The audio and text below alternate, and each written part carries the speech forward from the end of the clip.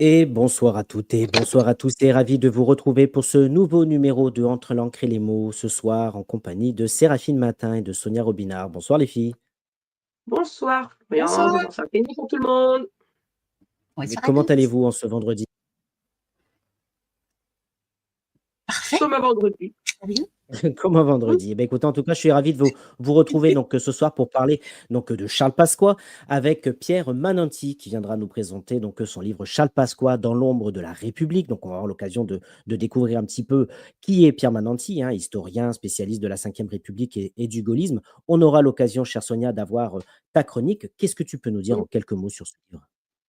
On apprend plein de choses dont on n'est pas au courant. Les petits détails, parce qu'on connaît tous l'homme public, mais l'homme qui se cachait derrière la façade publique, plein de petites choses très surprenantes.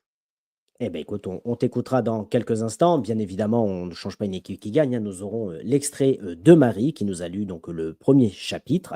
Nous aurons la question de l'invité. Et rappelez-vous, la question était très pertinente et j'ai hâte de connaître la question de Pierre pour notre prochain invité. Et ensuite, nous aurons en fin d'émission l'échange avec Séraphine, le portrait de Séraphine. Séraphine, qu'est-ce que tu peux nous dire sur Pierre, toi qui as regardé un petit peu en coulisses? Pierre, c'est marrant parce qu'il est, pour moi en tout cas, assez jeune et il a pourtant une manière assez posée de présenter les choses, de connaître les choses et on sent justement la petite touche de l'historien derrière le biographe ou du biographe derrière l'historien, je sais pas, mais il y a ce fameux mélange sous une fraîcheur aussi qui est assez agréable. Donc je pense que l'échange va être très très sympa. Eh bien, écoute, on t'écoutera dans quelques instants. Et puis, je vous rappelle, hein, chers amis, on le répète à chaque émission, que vous pouvez nous retrouver le mercredi et le vendredi à 19h30 sur les réseaux sociaux, Facebook et YouTube, pour cette émission. Voilà, bah, écoutez, merci les filles. Je vous laisse aller en coulisses et tout de suite, on reçoit Pierre Mananti.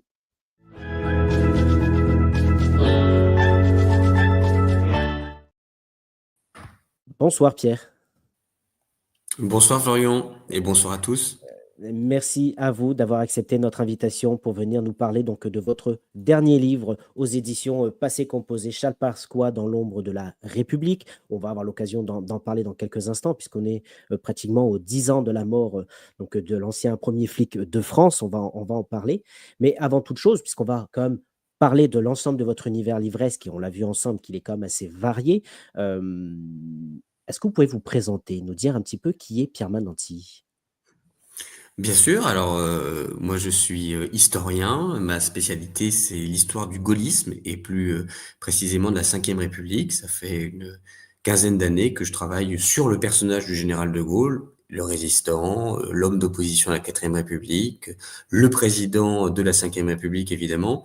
Et puis ces dernières années j'ai publié un certain nombre d'ouvrages sur non seulement le général de Gaulle, mais aussi ceux qui l'entourent, ceux qui font partie de cette grande aventure du gaullisme et Charles Pasqua est la dernière pièce de cette grande histoire que j'essaie de raconter.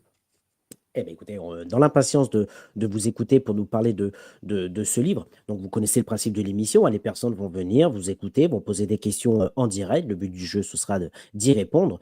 Mais on va d'abord parler de votre tout premier livre. On en parlait tout à l'heure, le petit bébé, comme certains le disent. Vous avez écrit un premier livre qui s'appelle Histoire du gaullisme social, préfacé par Hervé Guémard. Est-ce que vous pouvez nous en parler? Oui, bien sûr. Alors, c'est un livre qui date de 2021, qui a quelques années maintenant. L'origine de ce livre, c'est ce mot de gaullisme social qu'on entend beaucoup dans les médias, dans les débats politiques, publics, et une interrogation de ma part. C'est un petit peu une formule magique, gaullisme social. Ça mêle le gaullisme, donc le meilleur de la droite, social. N'oubliez pas l'héritage de la Révolution, des Lumières, du Front populaire. Et en réalité, cette formule attrape tout. Elle a une véritable origine historique. Il y a eu, dans l'aventure gaulliste, auprès du général de Gaulle, des hommes de gauche, des syndicalistes, des socialistes, des communistes même, qui ont été convertis au gaullisme et qui ont nourri ce grand courant du gaullisme social. Donc j'ai voulu en raconter l'histoire. Ça n'avait jamais été fait lorsque ce livre est paru. J'ai eu la chance d'avoir la préface pour celui d'Hervé Guémard, ancien ministre, mais aussi et surtout président de la Fondation Charles de Gaulle. Donc c'était pour moi un grand honneur d'avoir son concours et puis sa marque de confiance sur ce livre. Ça a été une aventure dans les archives, dans beaucoup d'entretiens. Un premier exercice compliqué, quand on part de zéro, quand on parle d'un sujet sur lequel il y a pas d'ouvrage précédent, et en même temps un exercice fabuleux parce que ça m'a donné l'occasion de traverser toute la grande histoire du gaullisme, bien sûr, du vivant du général, mais aussi, et c'est important quand on parle de gaullisme social, que devient le gaullisme après De Gaulle? Qui sont les hommes qui l'animent? Qui sont les hommes qui s'en réclament? Et quels sont ceux qui se réclament de ce gaullisme social après De Gaulle? Eh ben, écoutez, merci en tout cas pour cette belle présentation. Vous l'avez dit, vous êtes jeune, vous avez 33 ans, si je me souviens bien. Qu'est-ce qui vous fascine tant dans le gaullisme? Pourquoi avoir choisi de parler vraiment du gaullisme? Bah, moi, je suis tombé dans la marmite du gaullisme pendant mes études. Le personnage, je pense, comme beaucoup de Français, me fascinait, m'intriguait. Finalement, De Gaulle est un petit peu sorti du champ de la politique. Il est rentré dans celui de l'histoire, dans celui de l'imaginaire. Son courage incroyable en 1940, ses idées fermes sur la République, qui ont donné naissance à cette cinquième République sous l'empire de laquelle nous vivons toujours. Le personnage avait quelque chose de fascinant, tout petit. Moi, je suis né dans les Vosges, j'ai grandi en Lorraine, une terre qui est très marquée par l'histoire de la guerre de 1870, l'histoire de la Première Guerre mondiale, l'histoire de la Seconde Guerre mondiale. Et donc, indéniablement, ce personnage du général de Gaulle, il m'intriguait. Il me questionnait, j'avais envie d'en savoir plus sur lui. Et puis, au fur et à mesure de mes études, j'ai eu la chance de travailler avec des grands professeurs d'histoire. Je suis normalien, j'ai fait des études à l'école normale supérieure. J'ai eu la chance de travailler pour une courte durée à la Fondation Charles de Gaulle et avec les personnels de la Fondation Charles de Gaulle sur les archives du général. Tout ça m'a donné envie d'en savoir plus. Et puis, c'est une forme de drogue, l'histoire, hein. Quand on tombe dedans, on a toujours envie d'en savoir plus. Et aujourd'hui encore, j'ai des amis qui me disent, mais ça va faire bientôt 15 ans que tu travailles sur le général de Gaulle et le gaullisme. Tu dois tout savoir. Et je leur dis, mais pas du tout. Et je continue d'apprendre, de lire des thèses, des articles de chercheurs, de rencontrer des personnalités. Et c'est fabuleux parce que c'est une histoire, comme souvent d'ailleurs chez les historiens, on ne s'ennuie pas et on peut continuellement se renouveler. Bien sûr, et puis vous l'avez dit, vous êtes passé par l'Assemblée nationale, vous êtes passé par le Sénat, plusieurs cabinets ministériels, vous avez même été assistant parlementaire. Vous avez dû rencontrer des gens qui justement ont peut-être croisé le général de Gaulle. Qu'est-ce que ça vous fait de rencontrer des personnes comme ça et d'être dans des lieux aussi emblématiques de la France? Alors c'est vrai, j'ai cette double vie entre guillemets puisque à la base j'ai vraiment un parcours d'historien et j'ai travaillé pendant très longtemps dans les archives, dans les documents. J'ai eu la chance de rencontrer pour différents ouvrages des ministres du général de Gaulle. Il en reste un qui est encore en vie et je me targue de l'appeler mon ami et vice versa. C'est toujours émouvant quand on est en présence de personnalités qui ont connu cette époque, qui peuvent raconter en tant que grand témoin. Il y a quelque chose que le papier, la trace écrite ne peut pas raconter, qui est l'émotion du moment, le contact à la personne, le bruit ou justement le silence quand il entre dans une salle. Ça, c'est quand même quelque chose Mm. de très fort. Et puis, quand on rencontre des anciens résistants dans l'histoire du gaullisme et dans l'aventure gaulliste, il y a énormément d'anciens résistants. Rencontrer ces gens qui, pour certains, sont partis avec un baluchon sur l'épaule en 1940 parce qu'ils avaient une certaine idée de la France, forcément ça fait quelque chose. Et cette autre vie que j'ai eue en parallèle, c'est effectivement une vie dans les coulisses de la politique. Moi, je suis pas moi-même élu, mais j'ai eu la chance de travailler pour des élus à l'Assemblée, au Sénat, en collectivité territoriale, et puis des ministres en cabinet ministériel. Et je trouve que finalement, c'est deux parties de moi-même qui se répondent bien. D'abord parce que ma culture de l'histoire m'a toujours servi en politique, où j'ai fait des discours et où vous savez, on cite souvent cette citation qui veut que pour bien choisir son avenir, pour bien choisir son chemin, il faut savoir d'où l'on vient, il faut bien connaître son passé. Et c'est vrai, la bonne connaissance, une bonne culture historique, une bonne culture d'histoire contemporaine, c'est très important en politique aujourd'hui. C'est malheureusement quelque chose qui se perd chez les plus jeunes de nos politiques, mais c'est quelque chose, j'en suis persuadé, qui est important. Et puis, vice-versa, en même temps que l'histoire me servait à mon parcours de collaborateur politique, et tout ce que j'apprenais en politique sur le fonctionnement de l'Assemblée, du Sénat, sur ce que c'est qu'être un collaborateur parlementaire, ça m'a servi aussi pour mes livres. Parce que c'était plus simple pour moi d'aller voir des anciens parlementaires, des anciens ministres, et de leur poser des questions connaissant justement les coulisses des métiers de la politique. D'accord, mais en tout cas, c'est passionnant de vous écouter, en tout cas, et je vous remercie. On entend le petit derrière, si vous voulez aller le voir, vraiment, il n'y a pas de problème, n'hésitez Non, pas. c'est très gentil. La maman est là pour s'en occuper à côté. On a effectivement un petit bout de chou, voilà, qui n'est pas Bon, toujours content de se coucher. et ben voilà, mais en tout cas, n'hésitez pas, en tout cas. Il y a René qui est avec nous, qui nous dit, pour moi, le gaullisme est synonyme d'amour de la France. Qu'en reste-t-il chez nos politiques actuelles? Ben, c'est une très bonne remarque et je la partage pour beaucoup, René. Effectivement, c'est vrai que euh, le gaullisme, c'est d'abord ce rapport charnel, émotionnel que le général de Gaulle avait avec la France, avec les Français. Président populaire qui aimait les bains de foule, qui faisait des grandes tournées régionales pour aller à la rencontre des Français, prendre vraiment le pouls du pays. Et puis c'était quelqu'un qui avait une culture, on évoquait il y a quelques instants l'importance de la culture historique en politique, c'est quelqu'un qui avait un amour de l'histoire de France, un amour du patrimoine français. Donc oui, c'est vrai, dans le gaullisme, il y a un certain amour de la France, une certaine idée que la France a une histoire, qu'elle est l'héritière de cette histoire et qu'elle doit s'imposer dans la nation internationale, s'imposer politiquement au regard de cette histoire.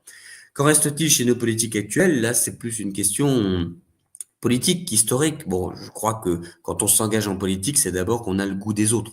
Sinon, il faut pas faire de politique. Et d'ailleurs, la politique est un métier ingrat.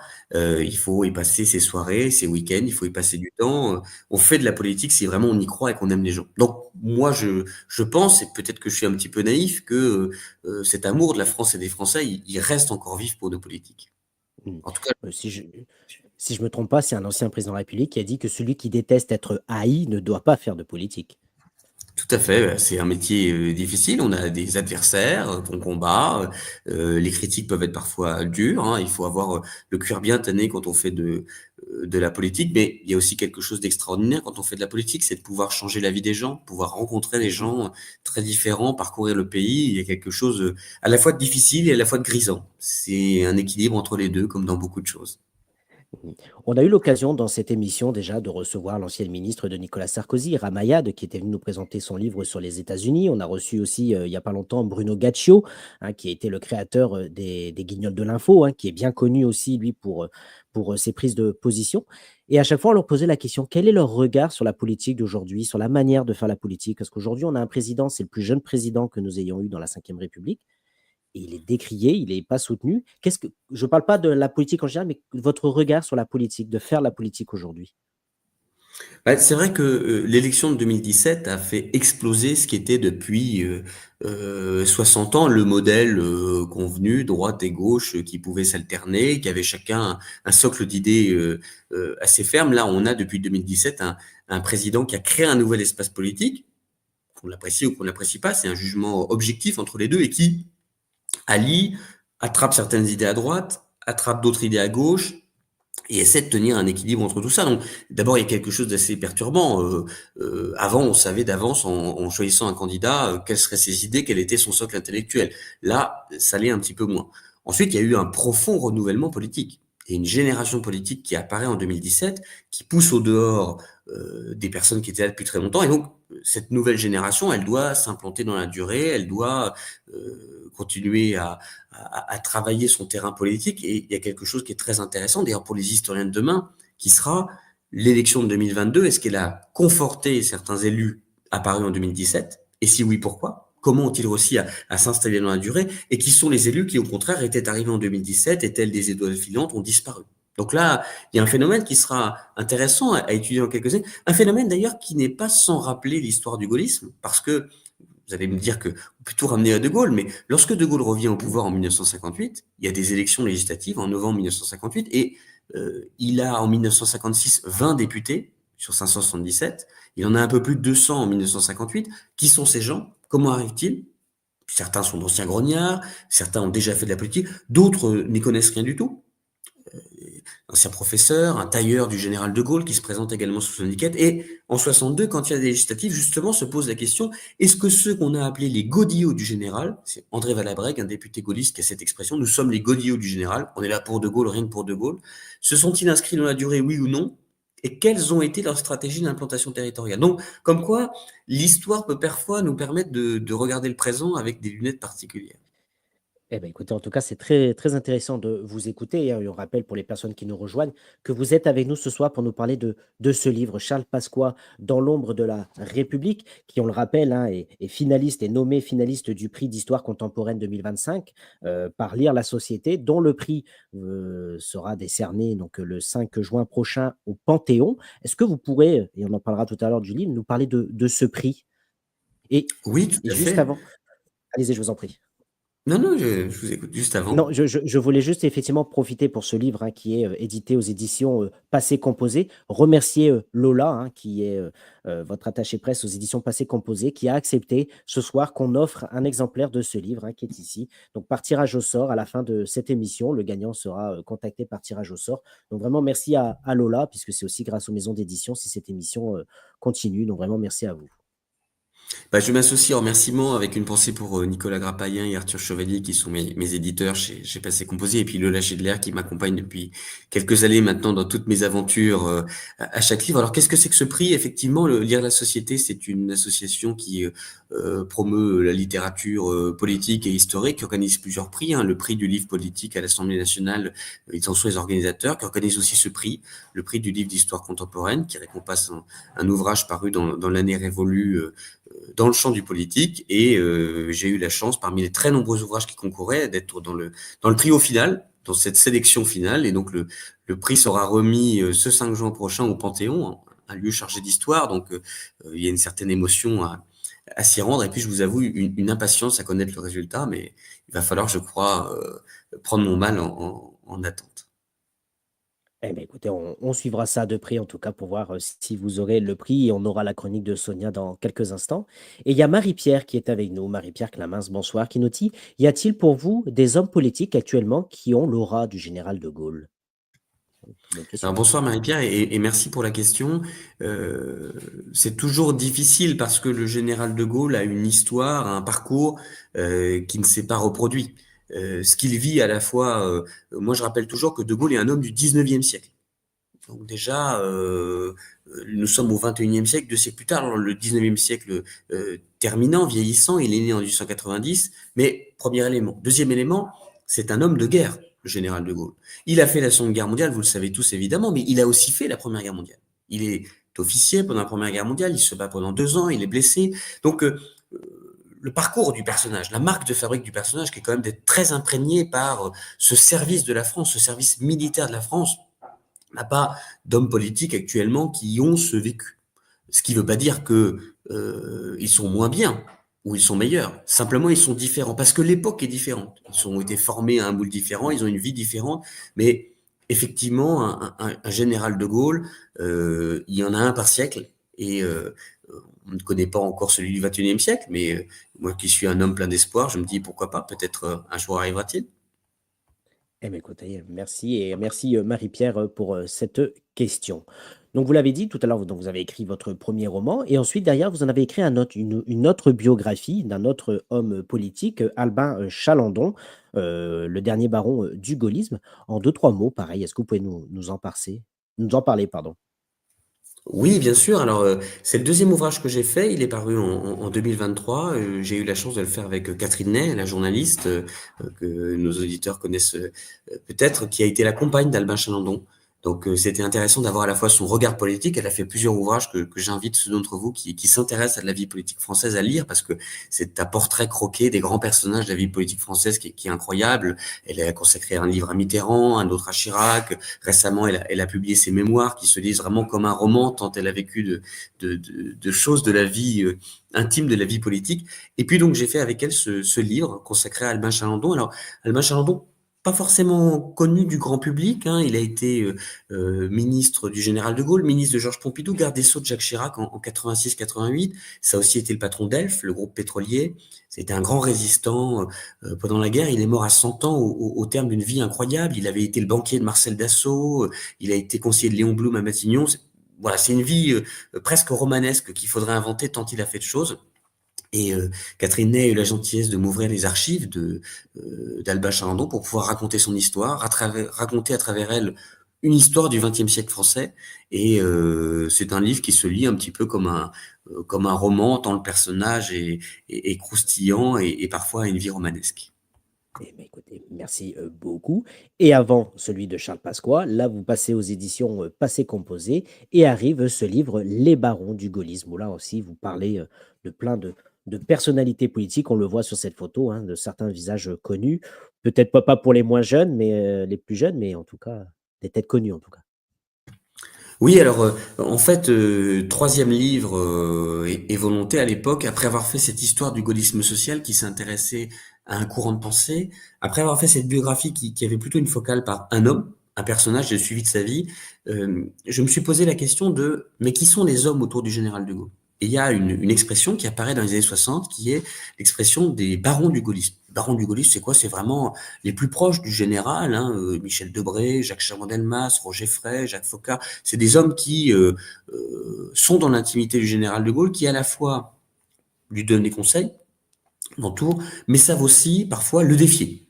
Et donc, c'était intéressant de comprendre cette relation un peu ambiguë. Je ne sais pas s'il faut regarder la formule, mais ce sont les généraux du général de Gaulle. Voilà.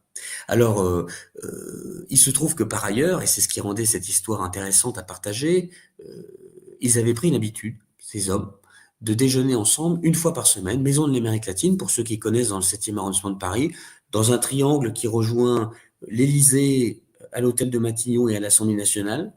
Et donc, il y a quelque chose un petit peu presque de grisant, mais qui sont ces hommes, que mangeaient-ils? On imagine des dîners sur une table richement décorée, les rideaux tirés comme pour cacher des lourds secrets, des volutes de fumée qui s'élèvent vers le plafond. Et cette histoire fantasmée des barons, je voulais la raconter qui étaient les hommes qui étaient autour du général de Gaulle, quel rapport à la fois de confiance, mais aussi de loyauté ils entretenaient avec lui, et puis quelles étaient les relations qu'ils avaient entre eux, puisque c'était pas toujours la joie à leur table, ils avaient aussi des désaccords, il y avait aussi des querelles, des jalousies, et c'est toute cette grande histoire que j'ai voulu raconter. Écoutez, merci beaucoup et je remercie toutes les personnes qui arrivent. Elles sont de plus en plus nombreuses. Quelques questions qui arrivent, on va avoir l'occasion de les poser. Donc, on le rappelle, vous allez nous parler de ce livre Charles Pasqua, Dans l'ombre de la République. On est pratiquement à l'occasion des 10 ans de la disparition de Charles Pasqua. On va en parler. Est-ce que vous pouvez nous parler de ce livre et pourquoi avoir choisi vraiment de parler de Charles Pasqua, qui, on le verra, a été quand même pas mal décrié sur certains points? Oui, alors le personnage est intéressant parce que il ne laisse personne indifférent. Pour certains, il est véritablement un baron de la droite modèle, une personnalité incontournable. On ne peut pas raconter l'histoire de la droite si on ne parle pas de Charles Pasqua. Et pour d'autres, je voyais tout à l'heure un commentaire sur YouTube, il apparaît justement comme un parrain dans le sens mauvais du terme, un personnage corrompu. On se souvient de ses affaires, on se souvient de son rapport au SAC, le service d'action civique, la police du gaullisme. Donc c'est quelqu'un qui clive. Et j'avais envie un petit peu de sortir de ma zone de confort. J'avais fait ce portrait d'Albin Chalandon, qui était un grand personnage, mais un écrivain, un intellectuel, un grand banquier, un grand ministre. Charles Pasqua, là, on touche un personnage d'abord qui vient de la base, qui a eu une origine beaucoup plus modeste, qui a été plagiste, vendeur de cigarettes, qui a fait toute sa carrière chez Ricard, qui est monté en politique en montant les échelons un à un. Et je trouvais que ce personnage qui s'était construit tout seul à la sueur de son front et qui en même temps avait eu parfois des choix compliqués, avait fait des choix critiquables. C'était un personnage avec plus d'aspérité. Finalement, on sortait un petit peu de l'image, oh, les gaullistes, formidable, ce sont des chevaliers de la France libre, des grands hommes. Là, on a quelqu'un qui a servi de Gaulle, qui a servi la République. On peut pas dire que ça soit un démon, on peut pas dire que ça soit un mauvais personnage. On aura l'occasion d'en parler pendant cette émission, mais il a plein de qualités, il a contribué indéniablement à l'histoire de la droite et à l'histoire du pays. Il a été plusieurs fois ministre de l'Intérieur, député, sénateur, président du Conseil général. C'est quelqu'un qui a servi son pays et servi le gaullisme. Et en même temps, on ne peut pas occulter, fermer les yeux sur un certain nombre d'affaires, y compris certaines dans lesquelles il a été condamné. Et c'est cette complexité du personnage qui m'intéressait. Je dis souvent qu'il est ni noir ni blanc. C'est un personnage gris, ce qu'il est en 50 nuances de gris. Bon, je sais pas si on peut aller jusqu'à cette comparaison, mais en tout cas, c'est un personnage avec de l'épaisseur. Et ça m'intéressait de raconter l'histoire de quelqu'un qui était complexe. Eh bien, écoutez, vraiment, merci beaucoup d'en parler et d'être vraiment franc avec nous comme ça, parce que souvent, on reproche souvent aux gens de ne pas dire ce qu'ils pensent. Vous, en tout cas, vous le dites et vraiment merci. Donc, Charles Pasqua, Dans l'ombre de la République. Et ce que je vous propose, c'est d'accueillir Sonia Robinard pour la chronique.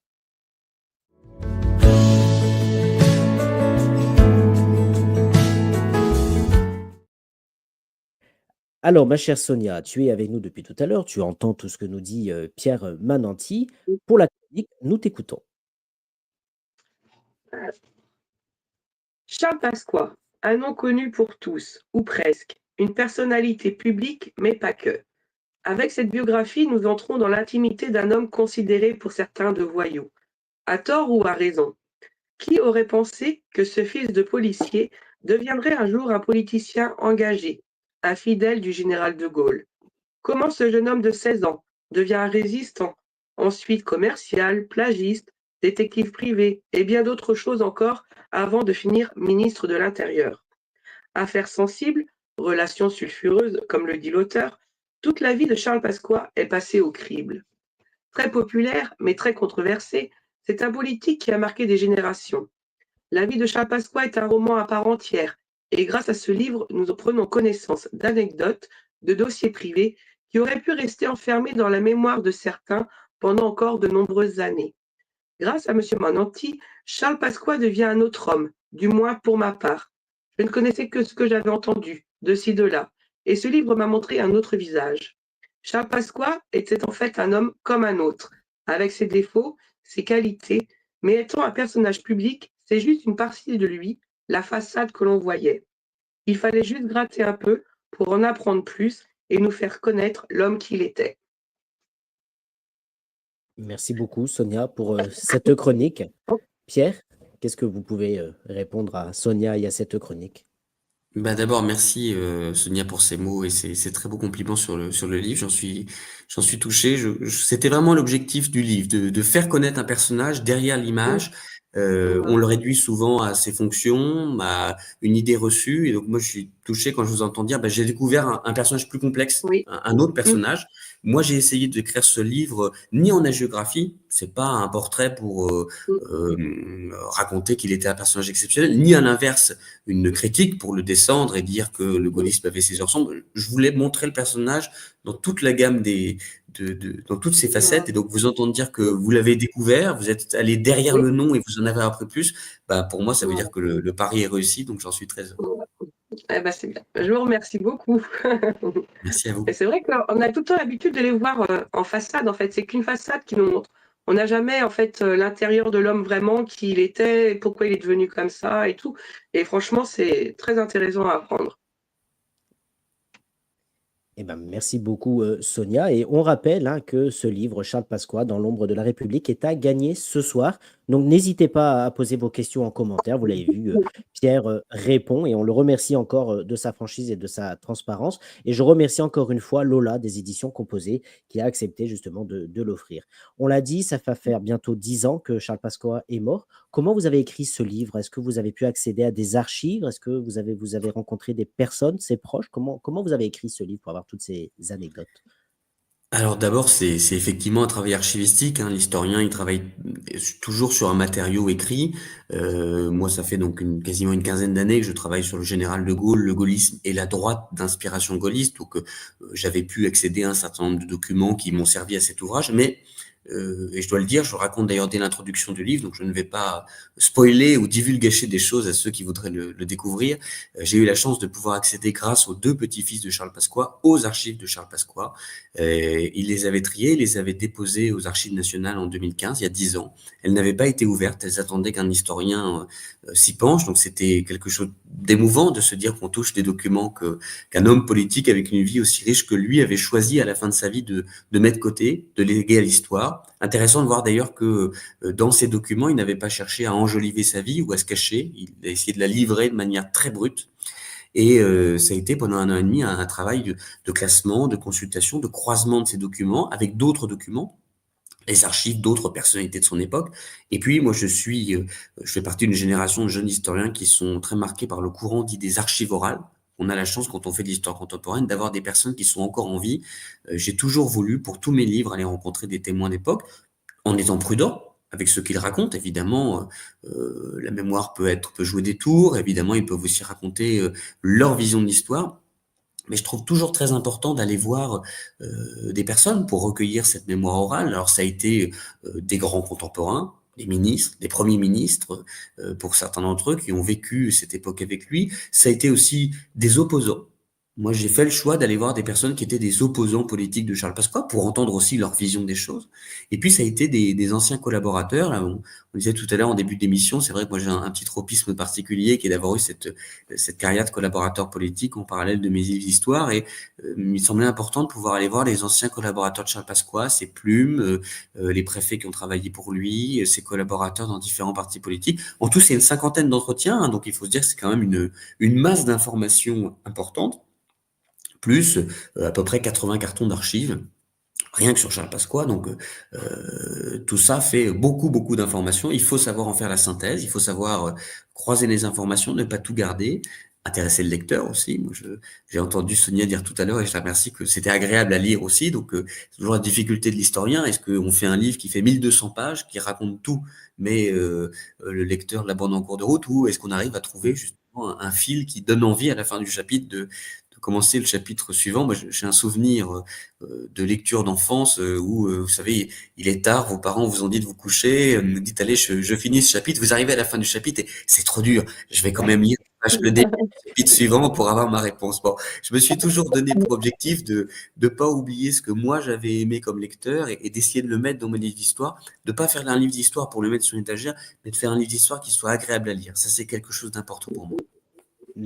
Après, je vous rassure, ce n'est pas qu'un souvenir d'enfance, c'est notre quotidien de lecteur de continuer le livre, même si on est Bah, fatigué après. C'est vrai, c'est Euh, vrai. il y a pas mal de... Sonia, tu veux rajouter quelque chose?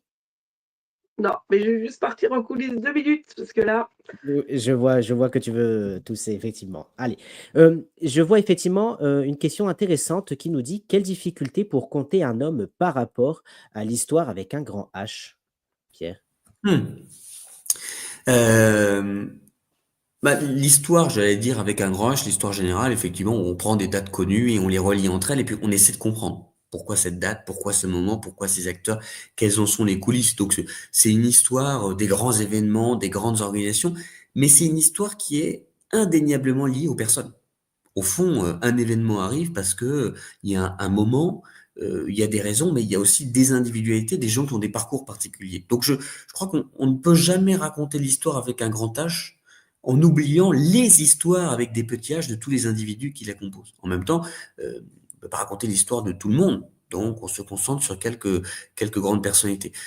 Moi, j'aime bien justement cette histoire par les hommes, cette histoire par le bas, parce que elle permet de reprendre un personnage de bout en bout et de ne pas simplement dire à telle date il vote en faveur de tel candidat, mais de comprendre comment il est arrivé à ce cheminement, comment ses épreuves de vie, publiques, privées aussi. Moi, je parle beaucoup dans ce livre, j'ai eu la chance incroyable de pouvoir consulter le journal de Jeanne Pasqua, l'épouse de Charles Pasqua. Là, il y a un éclairage sur la vie privée et on se rend compte que, comme pour tout un chacun, la vie privée a une influence sur la vie publique, que les grands hommes politiques, y compris ceux qui savaient, comme Charles Pasqua, être droit dans leurs bottes, ministre de l'Intérieur, carré, ils pouvaient être influencés, par leur vie privée. Donc c'est intéressant, je trouve, de toujours revenir à cette petite histoire, je le dis sans mépris ni dénigrement, mais cette petite histoire des hommes pour pouvoir raconter la grande histoire. Et je me permets de rebondir parce que j'ai vu sur le chat Facebook une question qui y est liée. Il y a quelqu'un qui m'interrogeait, qui disait quelles sont les influences historiques du général de Gaulle, les influences historiques et politiques. C'est pareil. On ne peut pas comprendre le général de Gaulle, sa vie politique, les grandes décisions, si on ne s'intéresse pas à l'homme. Quelles sont ses lectures d'enfance? Et pour répondre à la question, le général de Gaulle, avant d'être le général de Gaulle, c'est quelqu'un qui est marqué par la lecture de Bergson, par la lecture de Barrès, le roman de l'énergie nationale, Les Déracinés. Donc, ce rapport à la terre, ce rapport à la patrie, cette idée qu'il y a une forme de destin, de fatalité, il est très marqué par ça. Et on ne comprend la suite de sa vie que si justement on se réintéresse à l'homme. Par exemple, pourquoi De Gaulle a un tel rapport à l'Allemagne, ce désir de revanche? Parce que le père du général de Gaulle, Henri de Gaulle, a été un combattant de la guerre de 1870. Et il emmène très souvent son petit garçon, Charles et ses frères, devant le monument en hommage aux victimes de la guerre de 1870. Donc, général de Gaulle grandit dans une famille où il y a une pesanteur familiale, il y a un souvenir de cette guerre de 1870. Je vous raconte une petite anecdote, mais je la trouve Je vous en intéressante. prie. Sur ce monument aux morts, où Henri de Gaulle se rend souvent en souvenir de ses camarades tombés au combat, et puis où il emmène ses enfants, et notamment Charles de Gaulle, il y a une formule qui est écrite au bas du monument, et qui dit ici s'est brisée l'épée de France, qu'un homme un jour se baisse et la reprenne à sa main. Entendu, c'est un appel à la revanche, c'est un appel à ce qu'un jour quelqu'un retrouve le courage de diriger les armées françaises. Et général de Gaulle, vous connaissez la suite de sa vie, il devient militaire, il se bat pendant la Première Guerre mondiale, il est persuadé qu'il faut se préparer à un nouveau conflit avec l'Allemagne et réformer les armées françaises, notamment en les mécanisant. Et puis il part à Londres en juin 1940. Il fait cet appel du 18 juin incroyable qui donne une énergie à de nombreux Français qui veulent continuer le combat, de se joindre à lui. Et tout début juillet, il fait un discours qui est pas très connu à la BBC. C'est le début de la guerre, il fait quotidiennement des discours. Et un des tout premiers discours qu'il fait, il dit « Moi, général de Gaulle, j'ai ramassé le fourreau de l'épée de France, brisé et tombé à terre. » Et bah, vous lisez le discours, vous dites de Gaulle fait un discours à Londres, c'est une métaphore, l'épée est tombée, etc. Si vous vous intéressez aux influences historiques, personnelles, à l'histoire du général de Gaulle, vous découvrez que là, on va vraiment chercher dans les profondeurs de son enfance, dans ce souvenir de ce que son père lui a inculqué. Donc, tout ça pour dire que, pour répondre aux deux questions, à la fois la petite histoire est toujours importante pour comprendre la grande, et puis les influences historiques et philosophiques sont parfois très éclairantes sur des choix de carrière ou de destin. Et pourquoi vous n'avez jamais écrit un livre vraiment sur le général de Gaulle en lui-même? Oh ben, il y en a déjà tellement, vous savez, des livres sur De Gaulle, et il continue d'en paraître, hein. Il y a des biographies incroyables qui ont été faites. La première biographie du général de Gaulle date de la guerre. C'est Philippe Barrès, le fils de Maurice Barrès, qui soutient le général et qui, en 41, fait une biographie pour le faire connaître. Donc, vous voyez, ça fait plus de 80 ans qu'on fait des biographies du général de Gaulle. Il y en a eu des excellents. Il y en a d'ailleurs encore qui continuent de paraître, hein, ceux des auditeurs de l'émission qui s'intéresseraient un peu en disant, mais qu'est-ce qu'il faut lire aujourd'hui sur de Gaulle? Il y a un très bon livre qui s'appelle De Gaulle, l'angoisse et la grandeur, qui vient de paraître aux éditions Perrin par Arnaud Tessier, président du conseil scientifique de la Fondation Charles de Gaulle, qui justement s'intéresse beaucoup à la grandeur. De Gaulle, une certaine idée de la France, mais l'angoisse aussi. Comment le personnage se vivait par rapport à son destin, à l'idée qu'il avait de lui-même et de la France. Et puis Jean-Luc Barré est en train d'écrire, le patron des éditions Bouquin, une magistrale biographie de Gaulle en 3 tomes. Le premier tome est sorti, De Gaulle, l'homme de personne. Alors là, c'est 3 tomes de 1000 pages chacun, donc il faut avoir le cœur accroché, il faut avoir envie d'en apprendre plus sur De Gaulle, mais c'est d'une minutie, d'une précision, d'une richesse incroyable qui fait que on se régale. Eh bien, écoute, ok, merci à vous. Donc, juste avant d'écouter l'extrait, hein, on rappelle que vous êtes avec nous pour nous parler de ce livre, Charles Pasqua, Dans l'ombre de la République aux éditions Passé Composé. Alors, je vois Marie-Pierre qui nous dit effectivement, Charles Pasqua, c'était un manager très apprécié chez Ricard. Il savait fédérer des équipes. Est-ce que c'est pour ça aussi qu'il a créé le RPR avec Jacques Chirac, justement, pour avoir cette envie de rassembler autour de lui? Oui, alors l'aventure Ricard est très importante pour Charles Pasqua, hein. Il y rentre dans les années 1950. Il entre au début comme commercial de quartier. Donc il vend dans un quartier, dans un secteur de Marseille. C'est lui qui vend du Ricard pour la compagnie. Et en 15 ans, il va devenir le numéro 2 de l'entreprise et même être consulté pour, pourquoi pas, succéder au grand patron à Paul Ricard. Donc c'est dire que c'est quelqu'un qui a monté un à un les échelons, et il les a montés un à un parce qu'il s'est montré talentueux, il a eu plein d'idées. Alors dans le livre, je raconte plein d'anecdotes sur comment il s'est fait remarquer de Paul Ricard, quels sont les coups qu'il a fait, quelles sont les idées incroyables qu'il a eues.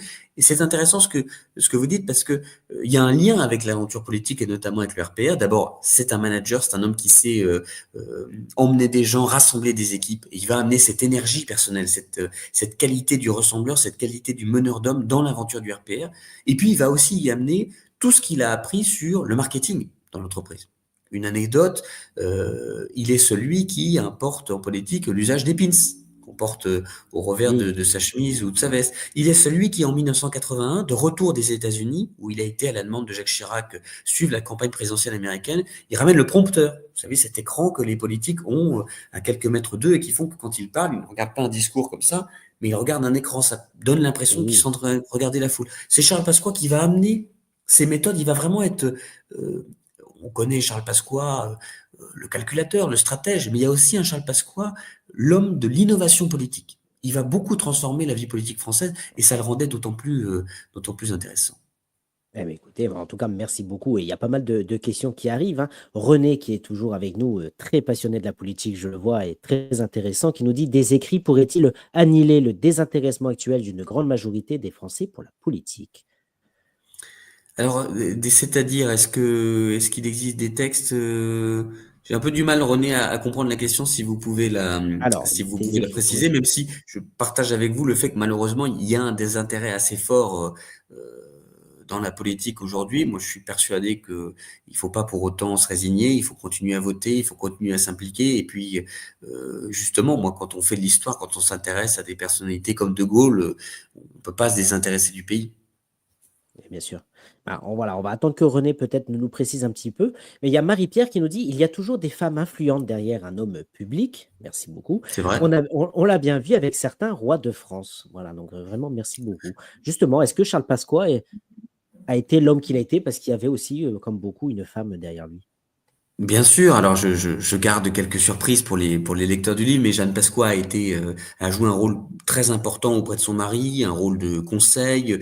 Il était ministre de l'Intérieur, elle regardait tous les matins la presse avec les équipes, parce que et lui il souhaitait aussi, il y avait l'équipe, le cabinet ministériel qui produisait pour Charles Pasqua une veille de tout ce qui paraissait dans la presse, et son épouse faisait ce même travail parce que elle le connaissait, elle avait un regard différent, donc elle a vraiment été non seulement sa partenaire de vie, avec laquelle il a eu un enfant, un garçon, mais elle a aussi été sa conseillère de l'ombre, celle qui l'a accompagnée de sa vie, et puis celle qui parfois l'a humanisé. À un moment, quand il est ministre de l'Intérieur, c'est le moment de l'affaire Malik Oussekine. On le critique beaucoup. On estime que il a une porosité avec l'extrême droite. Enfin, il est vraiment catalogué à droite dure. Et là, il y a une émission qu'il fait avec Anne Sinclair où son épouse est présente. Et je raconte dans le livre comment elle intervient pendant l'émission. Elle ne dit rien. Et puis à la fin, elle dit, mais vous savez, moi, je le connais. Ça fait 40 ans qu'on vit ensemble. Je sais que c'est un homme bien. Et Charles Pasqua reçoit ensuite au ministère des centaines de lettres. Il y a des centaines de personnes qui sont très émues à la télévision de voir la femme du ministre qui se tenait en recul, qui ne fait pas de politique, qui à la fin dit, vous savez, on dit beaucoup de choses sur mon mari, mais moi je le connais. Ça fait 40 ans que je suis avec lui et je peux vous dire que c'est quelqu'un de bien. Donc c'est intéressant parce que elle a vraiment ce rôle très important et j'ai voulu à travers ce livre aussi parler d'elle et lui rendre hommage. Eh ben, en tout cas, merci à vous. Et on rappelle effectivement que ce livre est nommé pour le prix du livre de l'histoire contemporaine 2025, donc organisé par Lire la Société, dont le prix sera remis aux gagnants donc, le 5 juin au Panthéon, hein, ce monument historique que beaucoup connaissent. Donc, on croise les doigts, hein, effectivement, cher Pierre, pour que votre livre remporte cette palme. On l'a vu passer, hein, on peut retrouver vos réseaux sociaux hein, pour ceux qui veulent suivre votre actualité et voir effectivement si on peut vous retrouver. Donc, Pierre Manonti sur Facebook, et vous êtes également disponible sur Instagram. Voilà. Et on peut Et aussi. Twitter, où j'essaie Et tous les Twitter, jours de génial. partager une anecdote et je vois justement que René a complété sa question en disant bah, pour moi ce serait continuer de parler de la France et non des partis et des sondages. Moi j'essaie tous les jours sur Twitter de partager une anecdote sur De Gaulle, sur le gaullisme et justement pour parler de France, parler moins de politique partisane et plus de cette histoire multiséculaire dont on peut être autant fier. Ouais, merci. André Danquesi, qui est avec nous, un très passionné de la politique aussi, qui nous dit Pierre, comment ne pas parler du sac et autres histoires sombres qui ont jalonné la vie de Charles Pasqua? Eh bien, on en parle, justement. Moi, j'ai choisi de ne pas avoir de sujet tabou, de parler du sac. Il y a un chapitre entier du livre qui est consacré justement au service d'action civique, pour parler de Charles Pasqua, de sa participation, pour parler aussi de l'exclusion de Charles Pasqua du sac. Sujet qu'on connaît pas beaucoup. C'est un sujet sur lequel il y a beaucoup de fantasmes en réalité, hein. Il y a une très intéressante histoire du sac qui est sortie il y a quelques années par François Audigier, alors qui s'arrête malheureusement en 1974, alors que le SAC a existé jusqu'en 1983. Donc il en manque un bout, peut-être une suite. Je ne sais pas si François Audigier nous écrira ou si un autre historien aura envie de faire cette suite. Moi, j'en parle, je ne fais pas l'impasse dans le livre. Le SAC a une histoire sombre. Elle ne se réduit pas à cette histoire sombre. C'est d'abord un service d'ordre qui accompagne des candidats, des meetings, qui protège des hommes politiques. C'est aussi des personnalités troubles, pour certaines, des affaires, des condamnations dans des affaires de vol, de meurtre. Pour autant, on ne peut pas réduire un mouvement de 10 000 personnes à quelques brebis galeuses, fussent-elles extrêmement condamnables. Et Charles Pasqua, à l'identique, même s'il a été membre du SAC, et même un responsable du SAC, ne peut pas être jugé comptable de ce que certains bandits, parce qu'il n'y a pas d'autre mot, ont pu faire, extorsion de fonds, assassinat, et je pense notamment à la terrible tuerie d'Oriol qui marque la fin du SAC. On est dans les années 80, il y a un règlement de compte entre des membres du SAC local de Marseille, et suite à ça, François Mitterrand prend la décision de dissoudre ce mouvement. Donc c'est une histoire complexe. J'invite André et ceux que ça intéresse, pourquoi pas à jouer, puisqu'il y a un tirage au sort en fin d'émission pour gagner le livre. Donc pourquoi pas à gagner le livre, sinon à l'acheter et à le consulter, parce que j'essaie d'évoquer cette part sombre aussi du personnage. Oui, ben c'est ça aussi qui est appréciable chez vous, c'est que vous le dites vous-même, hein, corsaire, voyou, mafieux, rien n'a été épargné à Charles Pasqua, et pourtant il a été un serviteur loyal du général de Gaulle. Il a créé le RPR avec Jacques Chirac. Voilà, donc effectivement, les bons comme les mauvais côtés, vous, sans en toute transparence, vous les abordez et vraiment merci beaucoup et c'est ce qui fait aussi la richesse, de ce livre, dont on voit effectivement qu'il est à gagner ce soir et cher André, il est là, avec un peu de chance, peut-être qu'il sera à toi. Eh bien, écoutez, pour l'instant, je n'ai plus de petites questions, donc ce que je vous propose, cher Pierre, c'est d'écouter l'extrait, de Marie.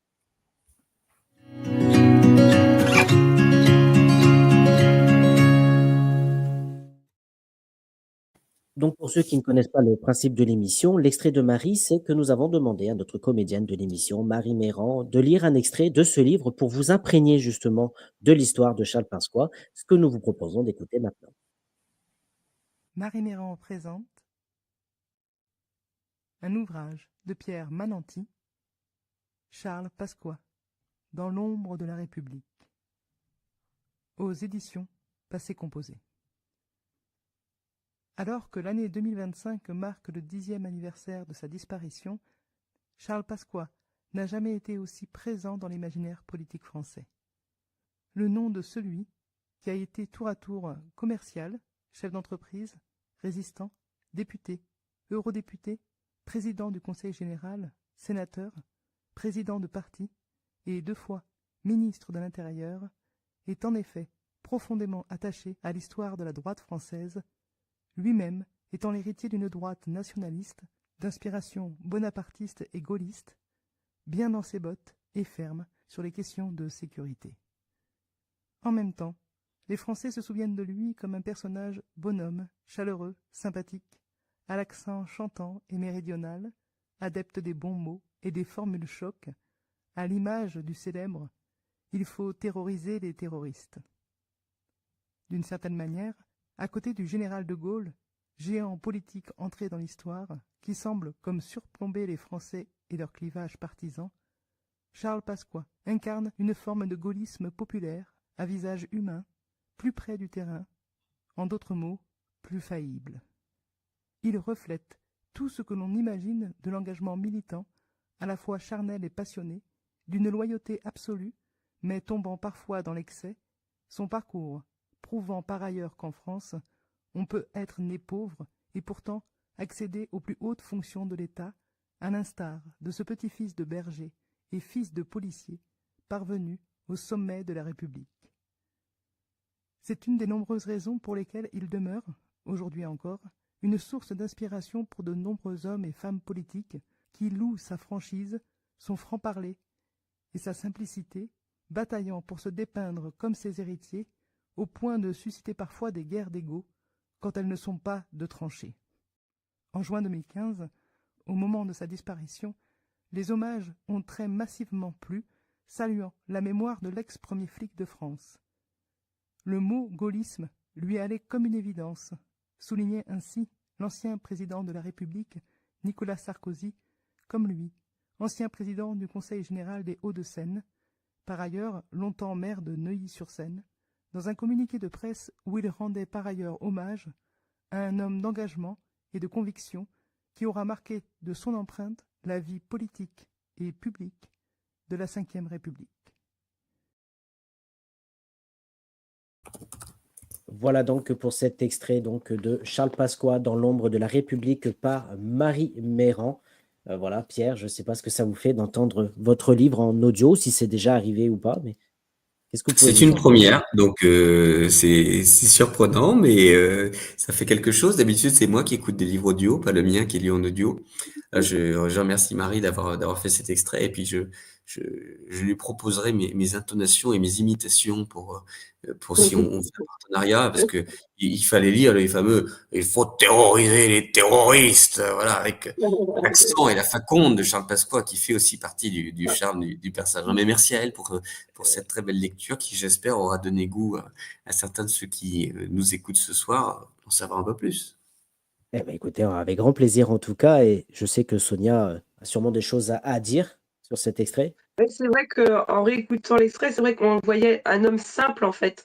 Il était très simple, mais quand il avait quelque chose à le dire, c'est vrai que là, par contre, il le disait haut et fort. Et je pense que c'est ça aussi que les Français ont aimé en fait, parce que c'était un homme de chez nous entre guillemets, mais qui disait les choses aussi. Donc Je pense que ça a joué aussi. Oui, tout à fait. Quand le livre est sorti, il est encore tout récent, hein, il est paru en janvier 2025. Quelqu'un m'avait demandé, mais au fond, est-ce que qui aujourd'hui incarne Charles Pasqua? Alors, c'est un peu, vous savez, la question à 1 million d'euros quand on fait un livre d'histoire. Qui aujourd'hui l'incarne? Qui aujourd'hui peut être son successeur? C'est difficile, comme je le disais tout à l'heure, quand on parlait du général de Gaulle, les époques sont différentes, les hommes sont différents, les parcours de vie sont différents. On a un personnel politique aujourd'hui qui n'a pas connu la guerre. Donc, toute la génération politique des années 70-80, c'était des hommes et des femmes qui avaient connu l'expérience de guerre. C'est donc incomparable avec aujourd'hui. Mais pourquoi je vous dis ça? Parce que j'ai essayé de botter en touche en disant, en France, c'est difficile de trouver un modèle comparable. Donc, le journaliste qui ne lâche pas l'affaire me dit, mais, et à l'étranger? Et donc, je lui dis, toute chose égale par ailleurs, toute prudence étant de mise, il y a quelque chose de Trump. Et il y a quelque chose de Pasqua chez Trump. Dans ce côté très cash, sans filtre, taureau, corne, tête baissée, corne en avant et qui fonce. Et Charles Pasqua avait vraiment ce côté homme à la parole libre. Il n'avait pas peur de fâcher. Il voulait dire les choses. Et il s'est fâché avec beaucoup de gens dans sa vie, à cause de cette franchise politique. Mais c'est ce qui fait qu'il est resté très populaire. Je suis d'accord avec vous, Sonia, parce que les gens se disaient, voilà un type qui parle vrai. Lui ne va pas nous escroquer. Lui ne va pas nous emberlificoter avec une histoire d'alliance ou de quelque chose. C'est un type qui va être sincère avec nous. Et cette espèce de sincérité, cette franchise, elle est très attendue en politique. Et je pense que toute la période qu'on vient de vivre ces dernières années, elle est tout doucement en train de changer, mais un petit peu cette période de woke où il fallait faire très attention à ses mots, ne pas vexer les gens, bien mettre des points en fin de mots, il, elle, s, etc. Il ne fallait plus rien dire. Il y a vraiment eu un côté, un moment, omerta, attention, et donc tout le monde était très prudent. D'ailleurs, il y a une forme d'aseptisation du discours politique. Ne parlons plus des sujets qui fâchent, on les met sous le tapis. On ne parle C'est plus ça. des sujets qui vont à tout le monde. Et au fond, je crois que beaucoup de Français aspirent, c'est en tout cas ce qu'on entend dans les émissions de télé ou dans le débat public, ou même quand vous allez acheter votre pain ou vous allez chez le boucher, les Français aspirent à retrouver une forme de parlons des sujets. N'ayons pas peur de parler des sujets. Et c'était quelque chose qui était important pour Charles Pasqua. Je parlais d'un sujet qui n'est pas encore revenu dans les questions, mais peut-être que ça en nourrira. On a beaucoup mis Charles Pasqua à la droite de la droite en disant c'est l'homme des liaisons dangereuses avec l'extrême droite. Là encore, je le dis pour André, qui j'espère est toujours connecté, on en parle dans le Oui, livre. Sujet il est tabou. là et d'ailleurs, il dit merci à l'invité qui parle avec beaucoup de sincérité. Je sais qu'André vous écoute attentivement ce soir. Bon, c'est très gentil pour ce petit message. On a beaucoup parlé des liaisons de Charles Pasqua avec l'extrême droite en disant mais au fond c'est un homme qui voulait l'alliance de la droite et l'extrême droite. C'est pas vrai. J'explique dans le livre pourquoi. Je reviens notamment à Force Citation en revenant dans la précision des propos, dans la précision de ses idées. C'est quelqu'un qui, à l'inverse, se disait on perd des électeurs qui traditionnellement votent à droite, votent De Gaulle, votent Chirac, votent RPR, et qui ne votent plus pour nous parce que on ne veut plus aborder certains thèmes. La droite fait à un moment le pari dans son histoire de dire on va gagner le pouvoir en s'alliant avec les centristes. Bon, il y a des sujets qui fâchent. L'Europe, l'immigration. Et donc, Charles Pasqua dit il faut pas avoir peur d'adresser ces thèmes. On sera peut-être pas d'accord. Mais ne pas parler de certains sujets, l'immigration, la nation, l'identité, c'est perdre des électeurs qui, du coup, vont aller chercher des gens qui en parlent. Et sur l'immigration, par exemple, on a souvent caricaturé Charles Pasqua comme quelqu'un qui ne voulait pas de l'immigration. C'est faux. Il y a plein de textes, plein de livres, plein d'expressions qu'il a eu où il dit mais je suis pour l'immigration, c'est quelque chose de bien qui nourrit le pays. Mais il faut faire attention à la question de l'intégration. Il faut que les gens qui immigrent deviennent français, adoptent les codes, les valeurs, le respect de l'histoire de France. Donc, je prends cet exemple-là parce que c'est un sujet sur lequel le personnage était très facilement et très rapidement enfermé dans une position. C'est un type d'extrême droite qui déteste l'immigration. Et en réalité, quand on creuse un peu, cette franchise fait qu'il dit non, je veux juste parler d'un sujet qui intéresse les Français. Et après, on sera d'accord, pas d'accord, mais on peut pas juste ne pas en parler. Voilà, j'ai été un peu long, désolé. Nous aussi, prenez votre temps, c'est votre émission. Il était peut-être comme ça aussi par rapport à ses origines, parce qu'il était proche de certains Français, parce que son grand-père était quand même berger, donc c'était un terrien, comme on dit. Donc c'est peut-être pour ça aussi que les gens se rapprochaient peut-être plus de lui. Oui, c'est vrai. Voilà, quoi, C'est vrai, et son vécu a beaucoup joué dans ça. On revient toujours à cette grande histoire et cette petite histoire. Son vécu est hyper important. Grand-père berger, papa policier, il grandit dans cette Provence chaleureuse où les enfants courent dans les rues, où les familles se connaissent. Enfin, et puis à Marseille, c'est pareil, il est très lié, et il est commercial, il fait la tournée des bistrots, donc il va beaucoup dans les cafés, il rencontre, on dirait, les vrais gens aujourd'hui, comme on entend des fois en Voilà. politique. C'est quelqu'un qui est au contact des Français, qui est thermomètre de ce que les Français pensent, etc. Et donc, il nourrit ça en politique. Je vous raconte une anecdote qui m'avait beaucoup marqué. À la fin de sa vie, son dernier mandat de député européen, donc il allait souvent en voiture des Hauts-de-Seine où il habitait au Parlement européen qui est à Strasbourg. Et donc sur la route, il s'arrêtait dans un courte paille, un flunch, un petit bistrot au milieu de nulle part. Bon. Et il faisait toujours le tour du restaurant. Il allait voir tout le monde dans le restaurant. Il allait saluer les familles, les enfants. Il allait en cuisine et il avait un petit mot pour tout le monde. Alors le steak, vous le mettez combien de chaque côté quand vous le faites cuire? Et c'était pas sa circonscription. Il était député européen dans les Hauts-de-Seine et il s'arrêtait, j'en sais rien, dans l'Aube ou la Haute-Marne. Mais c'est quelqu'un qui aimait profondément les gens, les Français. Et il avait ce goût des autres qui est si important en politique. Et ce lien de proximité, cette culture des gens, ça lui a donné cette envie d'être franc, d'être sincère. Ben vraiment, merci beaucoup. Et je rejoins René, on l'a dit, hein, qui est vraiment, merci à l'invité qui parle avec beaucoup de sincérité. Donc vraiment, merci à vous, Pierre, et merci, René. Et il y a André, justement, qui nous dit, quel dommage que Charles de Gaulle, retiré du pouvoir, ait rendu visite avec son épouse, le général Franco. Je le ressens comme une meurtrissure. Qu'est-ce que vous en pensez, Pierre? Alors c'est vrai, le général de Gaulle, après avoir quitté le pouvoir en 1969, fait deux voyages. Un voyage en Irlande pendant la campagne présidentielle de 1969. Il a des ancêtres irlandais. Par ailleurs, il en profite pour ne pas être présent pendant l'élection présidentielle française, pour ne pas avoir à s'exprimer sur le choix de son successeur. Donc c'est un voyage très intime, très personnel. Moi, j'ai eu la chance de me rendre en Irlande sur les traces du général de Gaulle et donc de m'arrêter là où il a pu s'arrêter. Et on voit dans les livres d'or où il a pu laisser un mot que c'est un voyage qui comptait beaucoup pour lui. Et puis il fait ce voyage quelque temps avant de mourir en Espagne franquiste, pour rencontrer le général Franco, qui est au pouvoir depuis à l'époque presque 40 ans.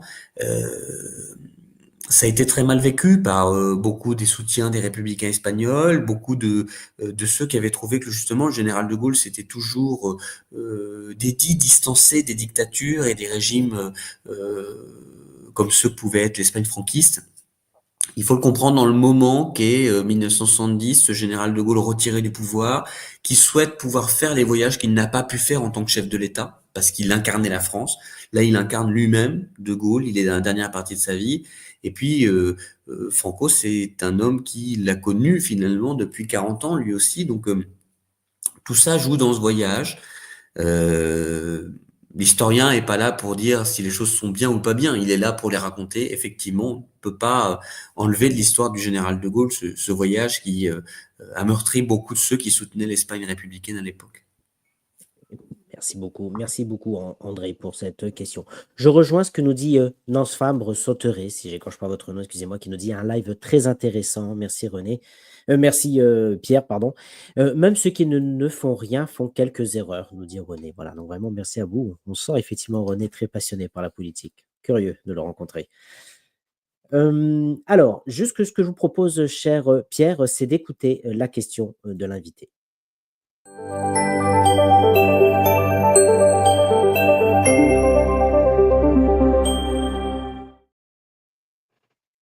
Alors, ma chère Sonia, on rappelle effectivement que ce mercredi, nous avons reçu Joran qui est venu nous présenter son livre Quand je serai grand aux éditions Fayard, voilà, des foyers de l'aide sociale à l'enfance aux sapeurs-pompiers de Paris. On a vraiment passé un très bon moment avec Joran.